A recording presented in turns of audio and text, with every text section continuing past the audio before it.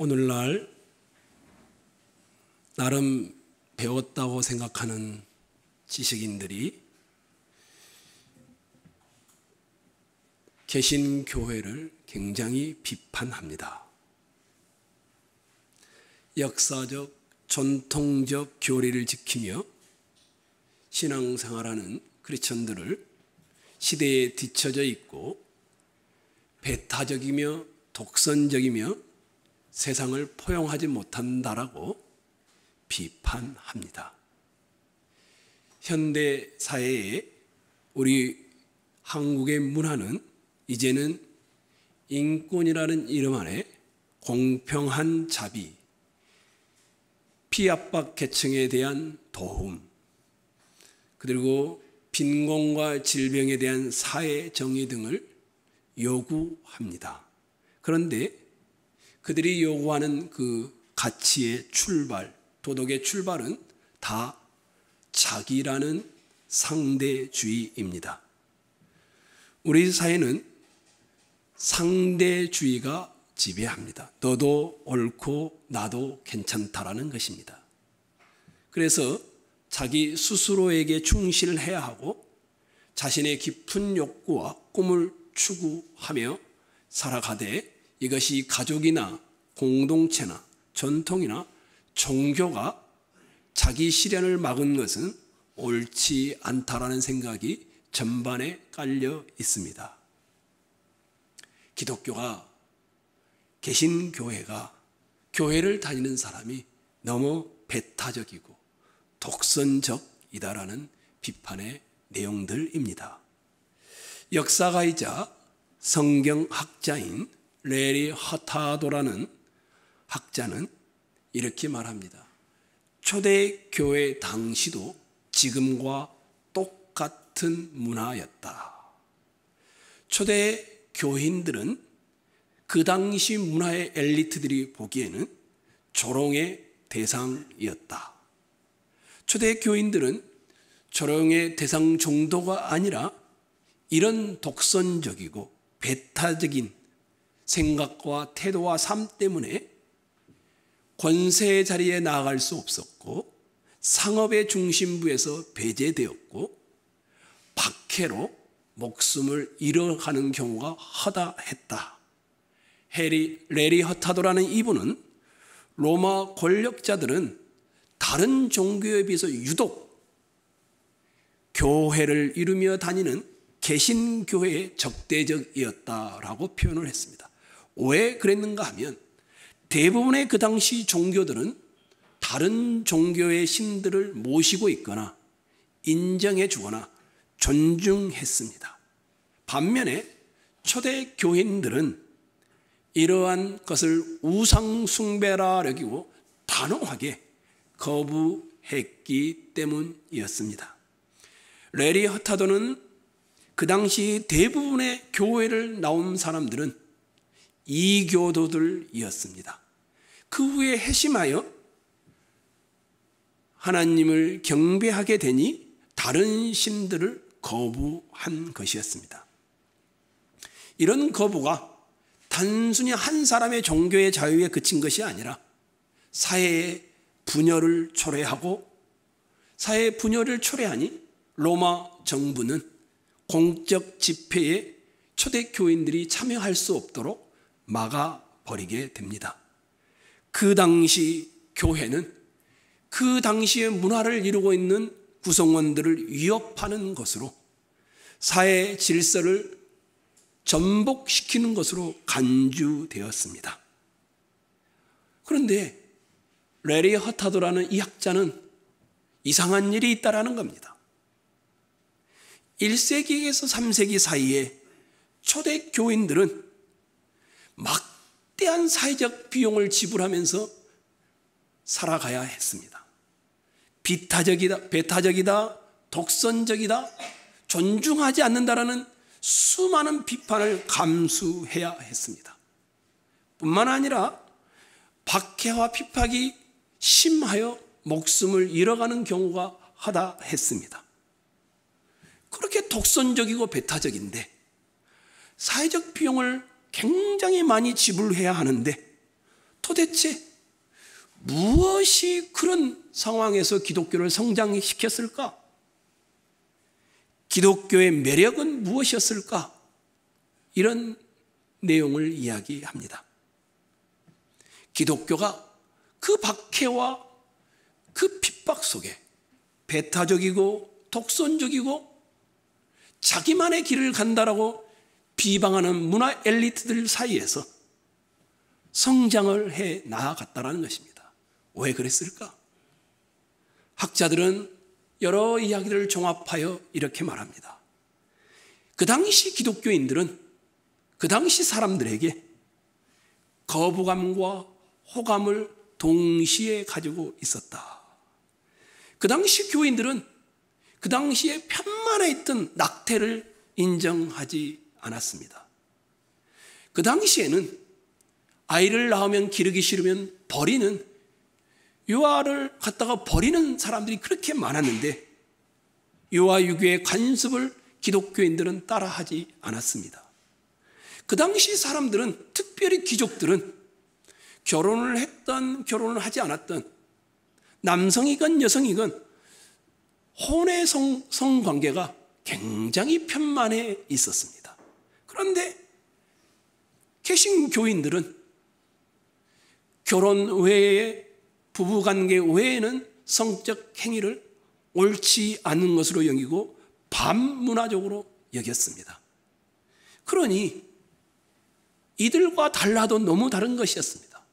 뿐만 아니었습니다.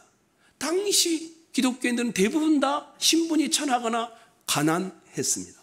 그런데 그들은 가지고 있는 돈을 사용하는데 굉장히 관대했습니다. 가족이나 민족을 넘어선 다른 이방인들이나 가난하고 궁핍한 자에게, 심지어는 버려진 아이들을 데려와서 그들을 특별하게 대우하고 그들에게 친절을 베풀었습니다. 그러니 거부감이 있는가 동시에 호감을 가지게 되었습니다. 기독교인들은 그 당시에 반문화적이었습니다. 이뿐만이 아니었습니다. 그 당시에 로마에 있는 수많은 신들은 신이 무서워서 다 벌벌 기며 그 무서운 신을 달래기 위하여 지극정성을 다해야 한다고 믿었습니다. 반면에 기독교는 신과 인격적 관계를 맺으며 사랑의 관계, 이것을 제공하는 것으로 받아들여졌습니다. 뿐만이 아니었습니다. 동방에서 올라오는 많은 종교들이 로마에 집중하게 되었는데 그 로마에 집중된 종교들은 각종 신비한 체험을 드러내고 신비한 일을 말했지만 개신교회는 인격적 관계의 사랑을 이야기했습니다. 또 하나가 있었습니다. 기독교인들은 한결같이 영생에 대한 확신을 가지고 있었습니다. 그 당시 모든 종교는 사람이 지극정성으로 노력을 통해서 구원을 획득하려고 하는 종교들이었습니다. 그래서 누구든지 죽기 전까지 자기가 구원받았는지 받지 않았는지 확신하는 사람이 거의 없었습니다. 그런데 기독교인들이 하는 복음은 사람에 의해서가 아니라, 인간의 행위가 아니라 그리스도의 은혜에 의해서 구원이 주어진다고 가르쳤으며, 온전한 구원의 확신은 자기 안에 있는 것이 아니라 밖으로부터 온다라는 것 때문에 그 당시 기독교인들은 영생에 대한 확신을 대부분 다 확실하게 가지고 있었습니다. 초대교회 당시에 그렇게 핍박과 배타적이고 독선적이란 말 속에서 왜 성장해 갔는가? 팀 켈러가 한 단어로 요약을 했습니다. 초대교인들은 그 당시 사람들과는 너무 다르다, 이것이었습니다. 배타적이고 독선적이고 자기 종교밖에 모르는 이렇게 놀림 받으면서도 많은 사람들이 기독교에 끌린 이유는 초대교인들이 다르기 때문이었습니다. 여러분이 한번 생각을 해보십시오. 다른 종교와 다를 바가 없는 모습으로 있다라면 어떤 매력이 있을까요? 전혀 매력이 없을 것입니다. 아마 불필요할 것입니다. 그런데 그 당시 기독교를 이렇게 요약을 해놨습니다. 한 단어입니다. 진짜 생명력이 여기에 있다라는 것을 그들은 보여주었다라는 것이었습니다. 초대교회는 세상 문화와 다른 모습으로 살아갔습니다. 예수가 참 빛이라는 이 복음에 대해서는 고집스러웠고 완고했고 절대 타협하지 않았습니다. 허나 그 초대교회 교인들은 역사를 바꾸어 놓습니다. 왜요? 생명력이 있음을 드러내 보였기 때문입니다. 오늘 여러분과 제가 함께 보는 이 본문의 앞절들을 한번 생각을 해 보십시오. 요한복음 1장 1절로 3절에 태초로부터 계셨던 말씀, 그분이 태초부터 존재했다라고 했죠. 시간적으로, 공간적으로, 인격적으로. 그리고 4절로 5절에 그분이 존재할 뿐만 아니라 활동을 하시죠. 만물을 지으시는 활동을 하시고 어두움을 비추는 활동을 하신다라고 했죠. 그래도 세상이 깨닫지 못하자 역사의 전환점을 이루는 한 사람 세례 요한을 보내어 증인으로 삼아서 빛이 우리 앞에 와 있음을 증언했다라고 나오고 있습니다. 그런데 이 구절은 이렇게 시작을 합니다. 여러분이 한번 구절을 읽을까요? 읽겠습니다. 시작.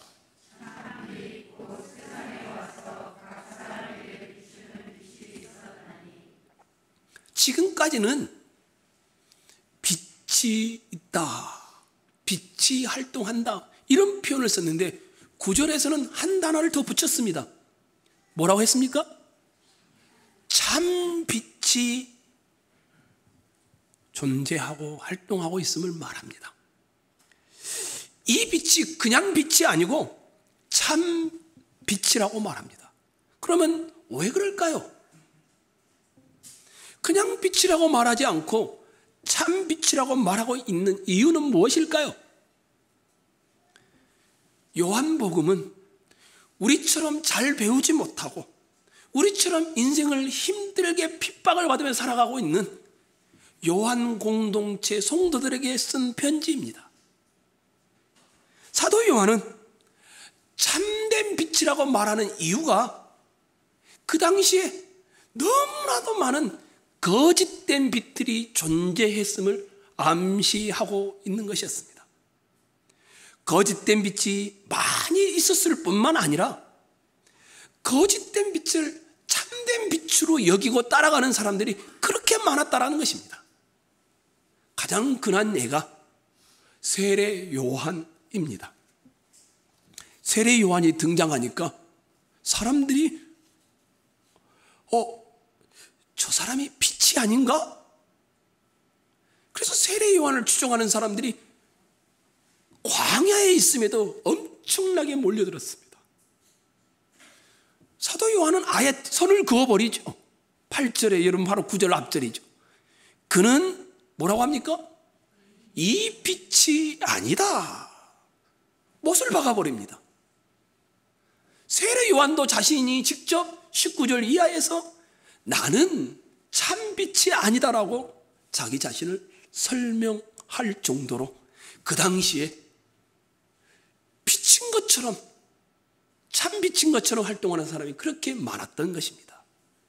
사도 요한이 예수님을 가리켜 참된 빛이라고 말했을 때는 사도 요한이 살던 목회하는 당시에 거짓된 빛이 많았음을 말해줄 뿐만 아니라 사도 요한이 떠나간 다음에 그 교회 성도들이 함께 살아가야 할 그 인생의 삶의 자리에 계속해서 거짓된 빛을 만들어내고 거짓된 빛으로 유혹하여서 이게 인생의 진짜 빛이야 라고 할 일이 많음을 알고 참된 빛이라는 단어를 써서 설명하고 있으며 거짓된 빛을 피할 것을 요구하고 있는 것입니다. 그러면 우리는 당연히 이렇게 질문해, 목사님, 그러면 참된 빛과 거짓된 빛을 우리가 어떻게 구분할 수 있습니까? 다 자기가 메시아라고 말하는데, 자기가 이것이 인생의 진리라고 말하는데, 어떻게 하면 거짓된 빛을 따라가지 않고 참된 빛을 우리가 따라갈 수 있습니까? 요한복음 1장 1절로 14절 사이에서는 이 참된 빛을 3가지 정도로 묘사하고 있습니다. 1절을 한번 여러분이 눈으로 보십시오. 태초에 말씀이 계시니라. 이 말씀이 하나님과 함께 계셨으니 이 말씀은 곧 하나님이시니라. 태초에 말씀이 계시는데 그 말씀이 생명이고 사람들의 빛이다라고 4절에 설명을 합니다. 태초로부터 있어온 빛이 참된 빛인 것입니다. 사도 요한은 참된 빛을 설명할 때 계속해서 영원한 태초로부터 있어온 빛이다라고 말합니다. 다른 말로 하면 빛이 반짝 있다가 없어지는 이런 빛은 참된 빛이 될 수 없는 것입니다. 어느 시간 동안에만 존재하다가 사라지는 것도 참된 빛이 아닙니다. 이렇게 보면 너무 명확하죠. 갑자기 신천지의 이만희가 자기가 메시아라고 하면서 이것은 거짓된 빛일 수밖에 없습니다. 영원한 태초로부터 있지 않았기 때문입니다. 말씀이신 예수 그리스도를 가리켜서 참된 빛이라고 말하는 이유는 이 빛이 태초로부터 시작해서 지금까지 계속 존재해오는 신적인 빛이기 때문일 것입니다. 이 빛은 시대가 바뀐다고 해서 변하는 것이 아니었고, 이 빛은 사람이 만들어낸 빛도 아니었고, 이 빛은 태초로부터 있어 왔기에 믿을 만한 참된 빛이다라고 설명합니다. 그런데 주의할 것이 하나 있습니다. 바울 사도가 고린도후서 11장에 고린도 교회를 향하여 이렇게 경고합니다. 이것은 이상한 일이 아니니라. 사단도 자기를 무슨 천사로? 광명의 천사로 과장하나니. 그러므로 사단의 일꾼들도 자기를 의의 일꾼으로 과장하는 것이 또한 대단한 일이 아니니라. 사단도, 마귀도 귀신들을 부리는데 이 귀신들이 무서운 모습을 하고 오는 것이 아니라 정말 천사 같은 모습으로, 빛의 모습으로 다가온다라는 것입니다. 그러니 조심하라는 것이죠. 이런 빛을 쫓아가게 되면 지금 당장 보기에는 달콤하지만 결국에는 생명을 잃어버리게 될 것이기 때문입니다. 참된 빛과 거짓된 빛을 어떻게 구별 가능할까? 첫 번째는 영원한 태초부터 계속 있어온 빛이 참된 빛이다.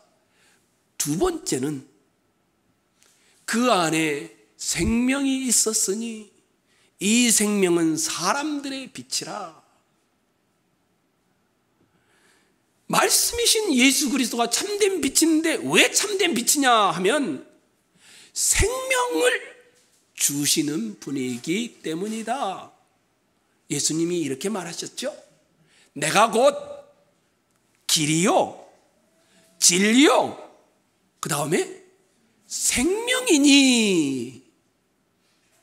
우리 예수님이 생명이시기 때문에 생명을 줄 수가 있는 것이다. 달리 말하면 참된 빛은 생명을 낳는다라는 것입니다. 달리 말하면 생명을 주지 않는 빛은 참된 빛이라고 말할 수가 없습니다. 세 번째, 어떻게 하면 참된 빛과 거짓된 빛을 구분할 수 있습니까? 이 빛이 영원한 태초로부터 있어 왔는가? 이 빛이 생명을 주는가? 세 번째는 9절입니다.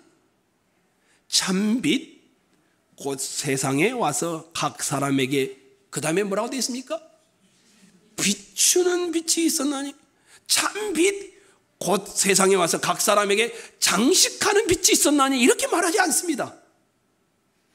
비추는 빛이 있었나니, 참된 빛은 그 성격이 어두움을 비춘다 라고 말합니다. 예수님께서는 비추는 참 빛이십니다. 꾸며진 빛이 아니라는 말입니다. 예수님은 그 앞에 어두움이 물러가게 하고, 어두움이 드러나게 하고, 어두움이 두려움을 가지고 쫓겨나게 하는 참된 빛을 비추는 빛이라고 설명합니다. 그도 그럴 것이, 우리가 조금 나중에 살펴보겠지만 요한복음 3장에 니고데모라는 굉장히 상류층의 사람이 등장합니다. 이 사람이 주님을 만나고 어떻게 됩니까? 처음에는 주님을 밤에 찾아온 사람입니다. 그러나 나중에는 주님을 변호하는 사람이 됩니다. 그리고 주님이 십자가에 죽을 때는 어떻게 합니까? 주님을 용기를 내어서 장사 지내주는 참빛을 만나면 변화가 일어납니다. 니고데모만 그렇습니까? 요한복음 4장에 사마리아의 길을 가다가 한 수가성의 여인을 만납니다. 이 여인은 이혼을 4번씩 하고 5번째 사람도 자기 남편이 참된 남편이 아니라 말할 정도 그런 사람이었습니다. 그러다 보니 이 여인은 동네 사람들은 물 길러 오는 시간을 피해서 햇볕이 가장 강렬한 시간에 물을 기르러 왔습니다. 그때 주님을 만났습니다. 어떻게 됩니까? 물동이를 버려두고 동네 사람을 피해 다니는 사람이 동네 사람들에게 와서 와보라, 내가 메시아를 만났다. 참빛을 만나면 변화가 일어납니다. 요한복음 5장에 38년 된 베데스다 연못의 병자를 보십시오. 주님이 와서 잡아 일으키니 유대인과 바리새인들 앞에서 간증하는 사람이 되어집니다. 참된 빛을 만나면 어두움이 물러갑니다. 참된 빛은 세 가지죠. 태초로부터 있어 온 겁니다. 만들어진 것이 아닙니다. 참된 빛은 생명을 가지고 있어서 생명을 주어야 합니다. 참된 빛은 장식되는 것이 아니라 어둠을 비추는 것이 참된 빛입니다. 이것이 예수님을 가리켜서 참된 빛이라고 말하는 이유였습니다. 그런데 이 예수님이 세상에 왔습니다. 세상에 어떤 반응을 보일까요? 5절을 한번 봐보십시오. 어두움이 못하지 못하더라, 깨닫지 못하더라. 10절과 11절을 여러분이 한번 읽어볼까요? 읽겠습니다. 시작.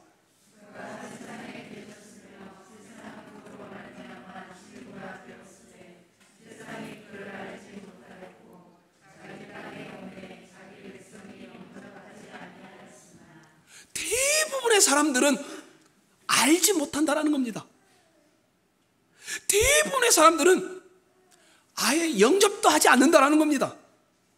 이 세상은 참빛을 거절한다라는 것입니다.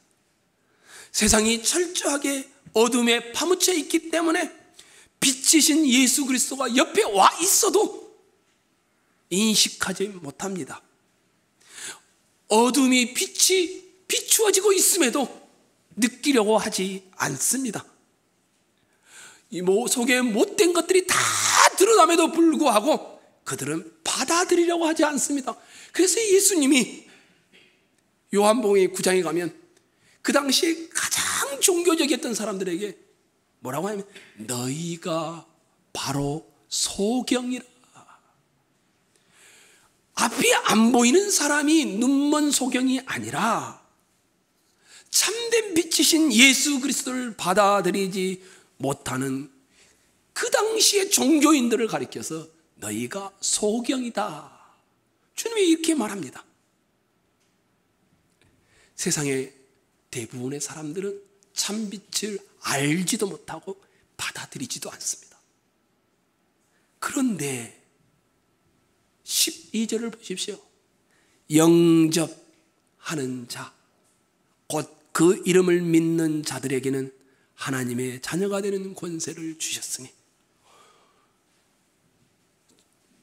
소수의 무리이긴 하지만 그 와중에 주님을 영접하는 자, 다른 말로 하면 믿는 자에게는 하나님의 자녀가 되는 권세를 주셨다.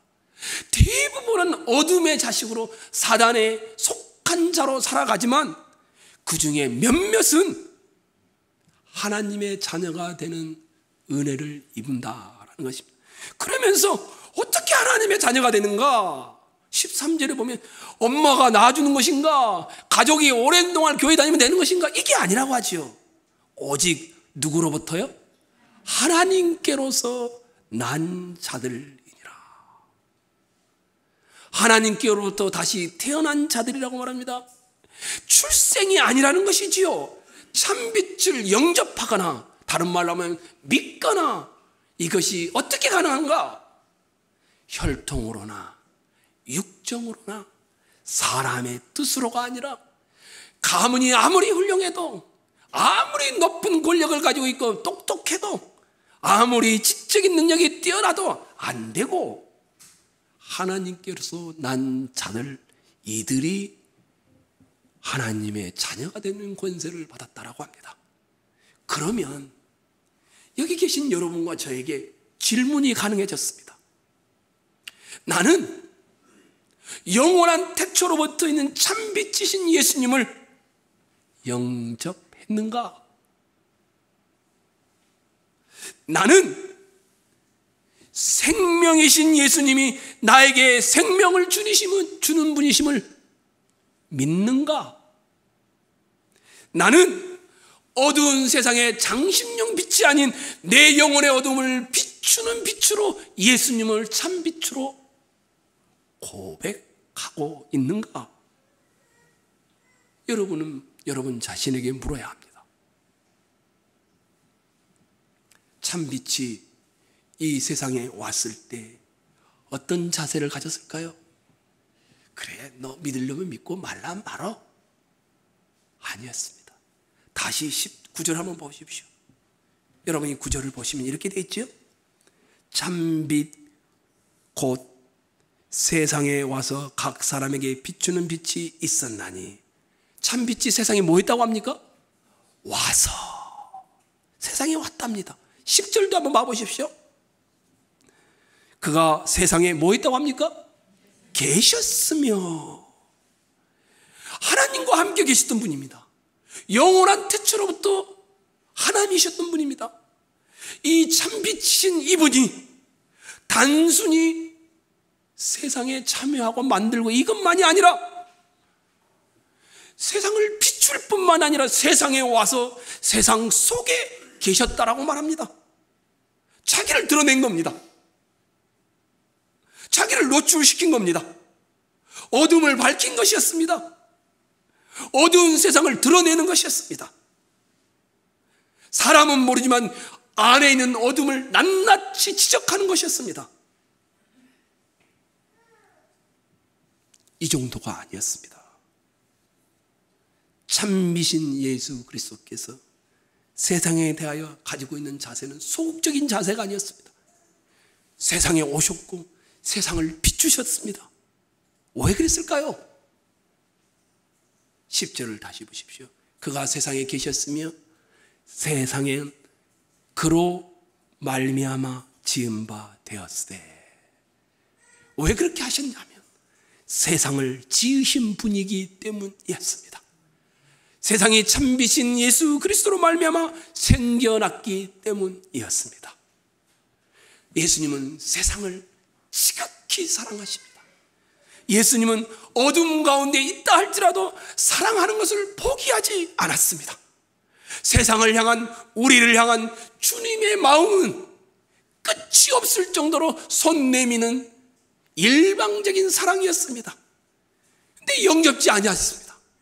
알지도 못합니다. 그러면 주님이 어떻게 합니까? 너 알아서 해.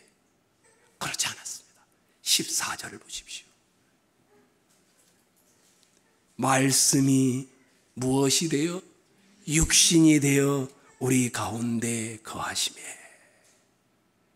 아예 육신을 입고 이 땅에 오셔서 영접지 아니하는 그들에게 함께 사셨다라고 말합니다. 예수님께서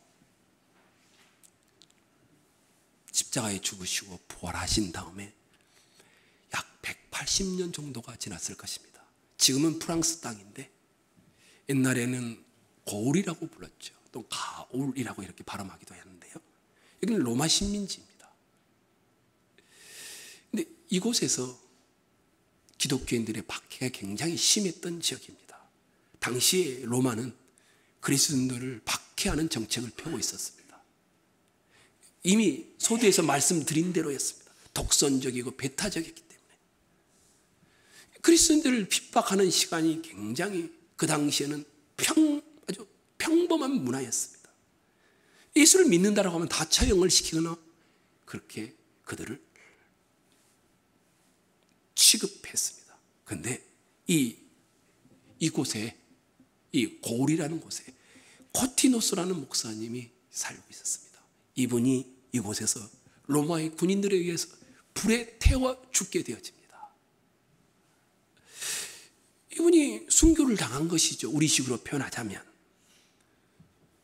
그런데 이후에 바로 후임자가 온 겁니다. 이 목사님이 죽고 나니까 후임자가 왔는데 이분이 이레니우스라는 목사님이었습니다. 이분은 살아있는 동안 수많은 이단들과 늘 토론을 해야 되고 로마의 박해와 압제를 또 견뎌내야 했습니다. 그 당시에 방대한 책들을 썼는데 이것들이 지금도 남아있는 책의 기록들이 많이 있습니다. 이분이 도대체 담임 목사가 순교를 당했는데 그것도 화형을 당했는데 이들은 흩어지지 않고 왜 교회로 모여서 계속 살아갈까? 이게 너무 궁금한 겁니다.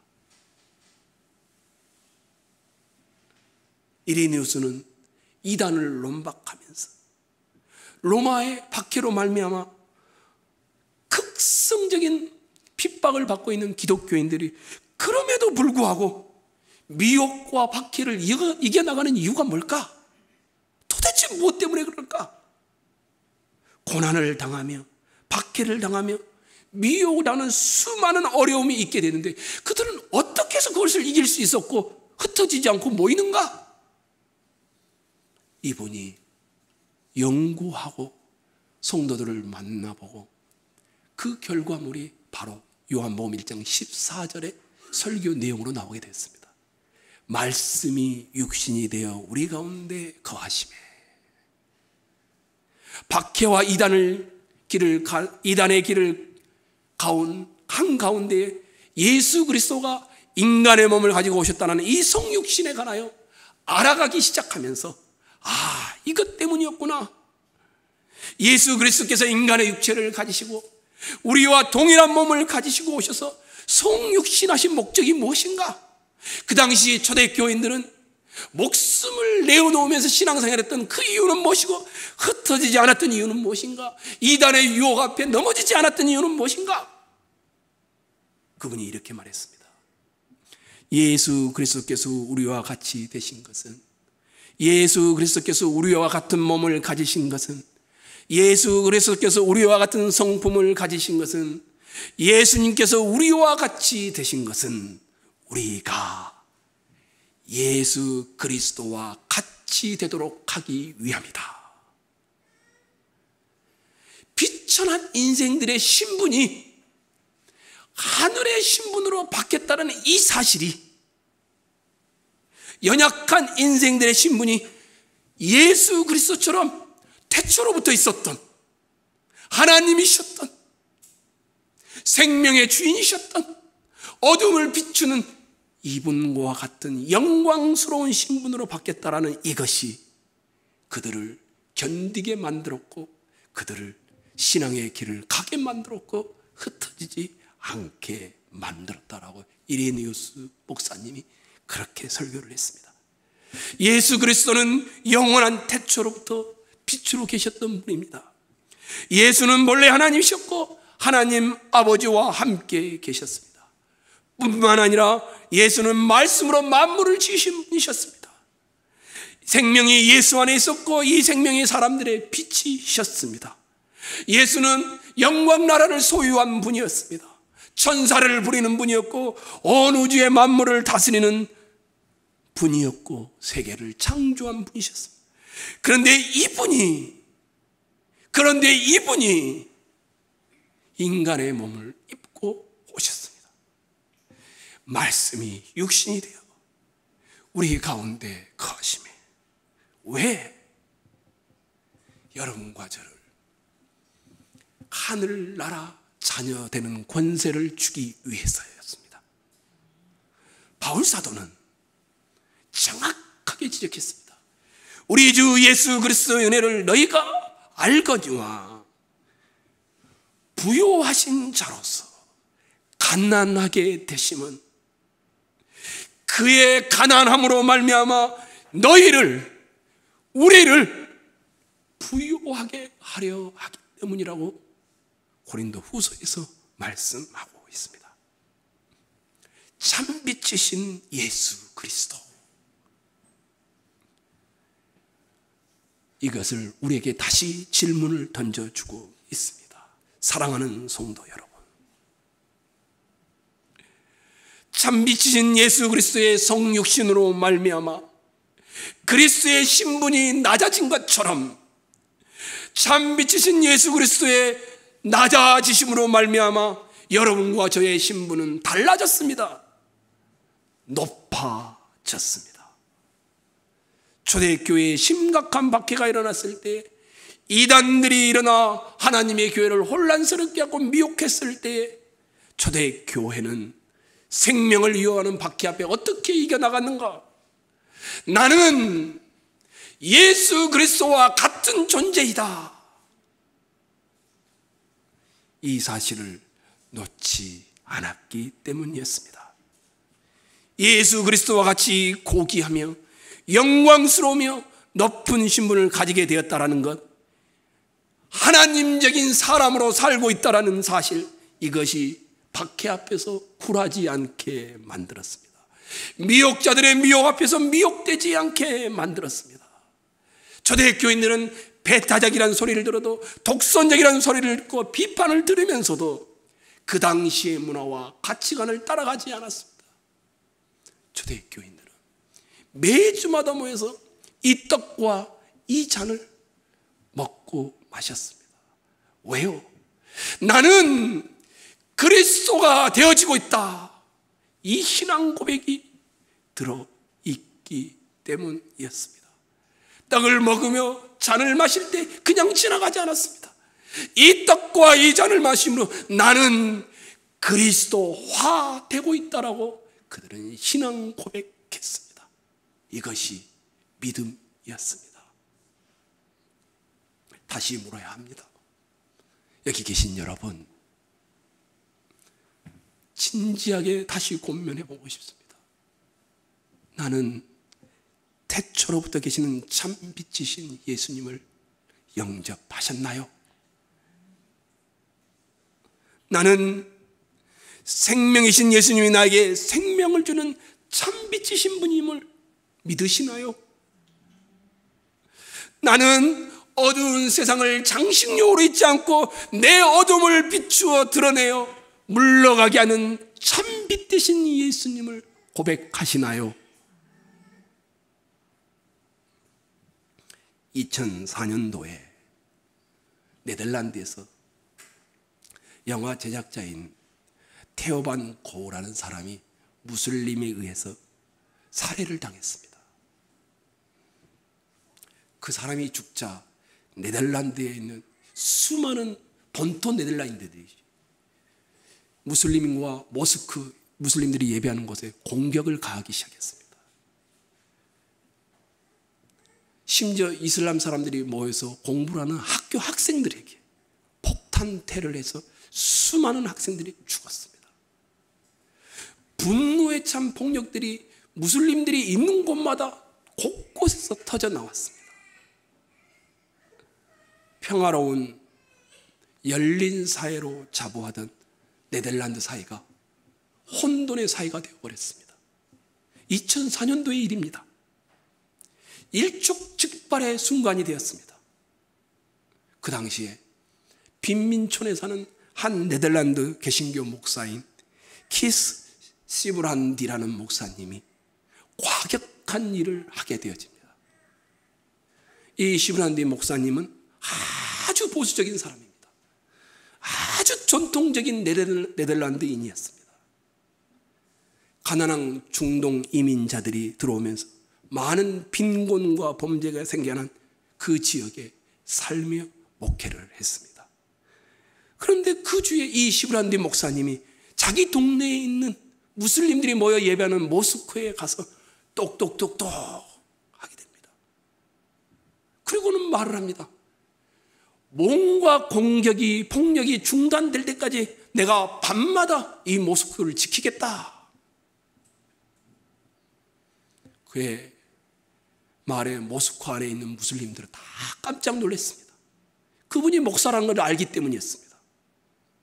그리고 이 시브란디 목사님은 며칠 후에 동네에 있는 목사님들을 다 모아서 무려 3개월을 하루도 빠짐없이 밤에 그 모스크를 지켜내었습니다. 그리고 이것은 언론을 통하여 네덜란드 사회에 알려지게 되었고, 네덜란드는 폭력을 중단하고 다시 평화를 찾게 되어집니다. 시브란디 목사는 왜 그런 일을 했을까? BBC 영국 방송과 한 인터뷰어가 그것을 알아내려고 했습니다. 그런 변화를 일으킬 만한 어떤 경험이 있었던 걸까? 아무것도 없었습니다. 아니면 무슬림과 과거에 우정을 쌓았던 그런 적이 있었던가? 그것도 없었습니다. 그럼 이 사람은 굉장히 진보적인 가치관을 가지고 있는 그런 사람이었기 때문에 그런 마음을 가졌던가? 이 사람은 고집스러운 전통주의자였고 보수주의자였고 배타주의자였습니다.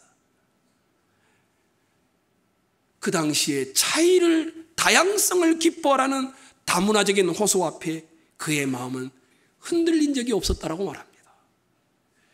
그러면 그렇게 배타적이고 전통적인 기질을 가진 보수주의자가 어떻게 그런 일을 했을까? 그는 인터뷰 마지막에 이렇게 말합니다. 예수님 때문입니다. 예수님이 제게 이웃을 사랑하라고 하셨습니다. 그것이 여기에 있는 무슬림도 포함됩니다. 우리가 성찬을 합니다. 떡과 잔을 나눕니다. 떡과 잔을 나누는 것은 여러분과 제가 예수님 때문에 인생을 걸어가겠다라는 신앙 고백을 하는 시간이 되어지는 것입니다. 여러분이 전통주의자고 여러분이 보수주의자건 여러분이 진보주의자건 관계없습니다. 우리의 인생의 가치관은 예수님 때문에 살아가는 자들입니다. 이 떡을 씹어 먹을 때에, 이 잔을 마실 때에 그냥 씹지 마시고 그냥 마시지 마시고 주여 예수로 살겠습니다. 예수로 말하고 예수로 걸음을 걸으며 걸어가겠습니다. 고백하는 복된 시간 되기를 축원합니다.